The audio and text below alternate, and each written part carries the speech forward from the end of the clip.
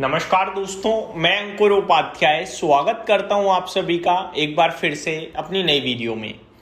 दोस्तों, यहां पे आप सभी के साथ बात करने वाला हूं जिस खबर का आपको, मुझे, हम सभी को बेहद इंतजार था। फाइनली वो न्यूज आ चुकी है। टीसीएस आईटी क्षेत्र सबसे ज्यादा चर्चित क्षेत्र रहा है बीते कुछ समय में, और चर्चित क्षेत्र इसलिए रहा है क्योंकि आईटी कभी बहुत तेजी से गिरा है, कभी उछाल मारा है इसने।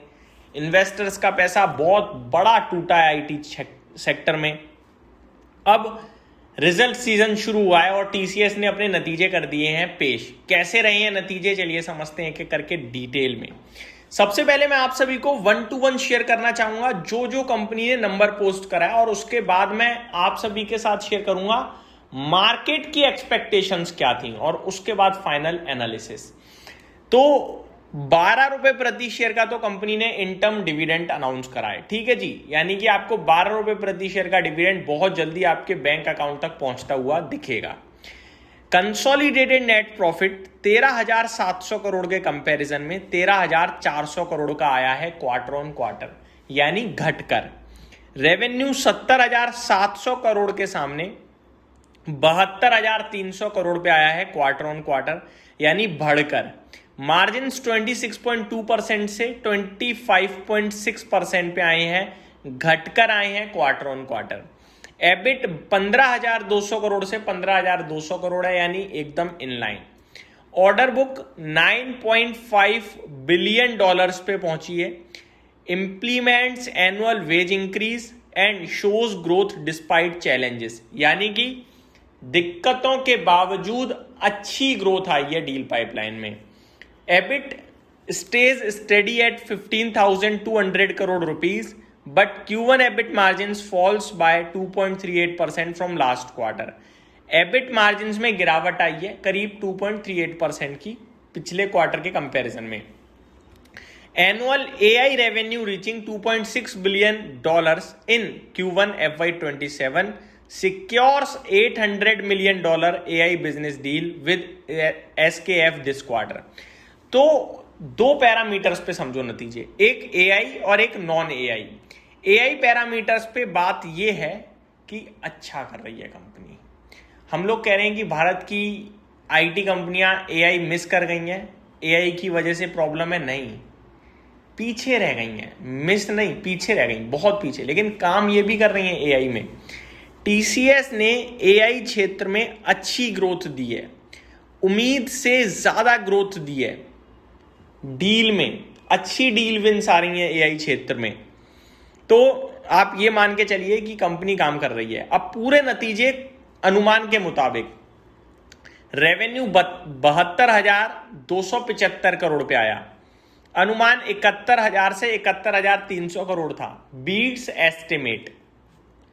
नेट प्रॉफिट 13,350 करोड़ पे आया। अनुमान 13,500 से 13,600 करोड़ था। यहां पे अनुमान से 150 करोड़ 250 करोड़ कम मुनाफा रह गया। मुनाफे के फ्रंट पे बेकार है, लेकिन रेवेन्यू के फ्रंट पे अच्छा है। अब मुनाफे के फ्रंट पे इसलिए बेकार है क्योंकि मार्जिन के फ्रंट पे बेकार है, और कंपनी ने खुद भी कहा है कि मार्जिन प्रेशर रहा है इस बार, लेकिन ओवरऑल रेवेन्यू अच्छा है। मार्जिन कम होने की वजह से प्रॉफिट घट गया। डिविडेंड अनुमान के मुताबिक है।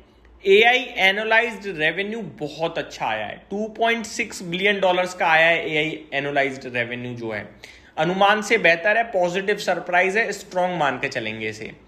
हेड काउंट लगभग 9,280 लोग जोड़े गए हैं।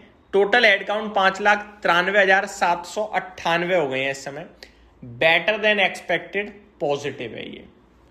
मैं इन नंबर्स को वन वर्ड में कहूं तो जो उम्मीद, जो एक्सपेक्टेशन की खराब होगा, खराब हुआ, लेकिन बहुत नहीं, न्यूट्रल खराब है। डील विंस अनुमान से बेहतर है। मैं आपको बताना चाहूंगा 9.6 बिलियन डॉलर्स के 9.5 बिलियन डॉलर्स के कॉन्ट्रैक्ट वैल्यू आई है। टोटल टीसीवी जो होता है Q1 26 में 12 बिलियन डॉलर थी। क्वार्टर 4 के कंपैरिजन में खराब है, ये कमजोर है, लेकिन लास्ट ईयर Q1 में 9.4 बिलियन डॉलर थी, उसके कंपैरिजन में तो पॉजिटिव ही है। अनुमान जिसमें देखा जाए तो कम का ही था, लेकिन अच्छा आया, फिर भी बढ़िया है। टीसीएस ने क्वार्टर के दौरान कुछ बड़े इंटरनेशनल कॉन्ट्रैक्ट साइन किए, जैसे कि कनाडा लाइफ के साथ AI led services transformation deal हुई। SKF स्वीडन के साथ multi year digital transformation contract sign हुआ। एलोपैक नॉर्वे के साथ multi year technology partnership sign करी। $9.5 billion order book future revenue visibility के लिए पॉजिटिव है। अगर नेक्स्ट 2-3 क्वार्टर में ये डील्स फास्ट रैंप अप होती हैं तो रेवेन्यू ग्रोथ इंप्रूव हो सकती है। लेकिन मैनेजमेंट का डिमांड आउटलुक और क्लाइंट स्पेंडिंग कमेंट्री स्टॉक के लिए और भी इंपॉर्टेंट रहेगा, जो अभी मिसिंग दिख रही है मुझे। आएगी तो मैं डेफिनेटली रात तक डिस्कस करूंगा। गाइडेंस में क्या बोला है, फॉर्मल रेवेन्यू गाइडेंस नहीं दी है। कंपनी ट्रेडिशनली गाइडेंस इशू नहीं करती, लेकिन मैनेजमेंट ने डिमांड और बिजनेस आउटलुक पर कमेंट्री दी है। क्या कमेंट्री है वो समझिए। डिमांड इन्वायरमेंट स्टेबल हो रहा है, स्पेशली BFSI यानी बैंकिंग फाइनेंशियल सर्विसेज इंश्योरेंस में सेगमेंट में हेल्दी स्पेंडिंग बनी हुई है। AI डिमांड स्ट्रॉन्ग है। AI लेड प्रोजेक्ट्स और जेन AI अडॉप्शन एक्सेलरेट हो रहा है। AI बिजनेस का एनुअलाइज रेवेन्यू $2.6 बिलियन तक पहुंच गया है। क्लाइंट अब नेगेटिव क्या है, कॉशियस क्या है, क्लाइंट अभी भी डिस्क्रिशनरी स्पेंडिंग में कॉशियस है। बड़े ट्रांसफॉर्मेशन प्रोजेक्ट्स अप्रूव होने में पहले से ज्यादा टाइम लग रहा है। मार्जिन्स पर नियर टर्म प्रेशर रह सकता है ड्यू टू वेज हाइक्स और AI इन्वेस्टमेंट, लेकिन कंपनी ऑपरेशनली एफिशिएंसी से इंपैक्ट को मैनेज करने की कोशिश करेगी। डील पाइपलाइन हेल्दी बताई गई है, जो आने वाले क्वार्टर्स के लिए रेवेन्यू विजिबिलिटी सपोर्ट करती है। ओवरऑल देखा जाए तो positive strong AI momentum, healthy BFSI demand, solid deal pipeline. Negative है डिस्क्रिशनरी IT स्पेंडिंग अभी फुल्ली रिकवर नहीं हुई है और मार्जिन प्रेशर शॉर्ट टर्म में बना रह सकता है। अब हम इसे कैसे समझें, देखो मिक्स है भाई, लेकिन आप पूछो सर्वाइवल तो सर्वाइवल पे सवाल नहीं है। डील है, आगे भी है, तो मेरे को लगता है ये वैल्यूएशन स्टॉक के लिए खराब नहीं है, होल्ड करने वाले हैं। फ्रेश लेने के लिए आप चाहो तो 1 क्वार्टर और वेट कर सकते हो, लेकिन बेचकर इस भाव पे भागना सही नहीं है। ये मेरी तरफ से अपडेट, उम्मीद करता हूँ डिटेल्स पसंद आई होंगी। Thank you so much for watching this video. Have a great day guys.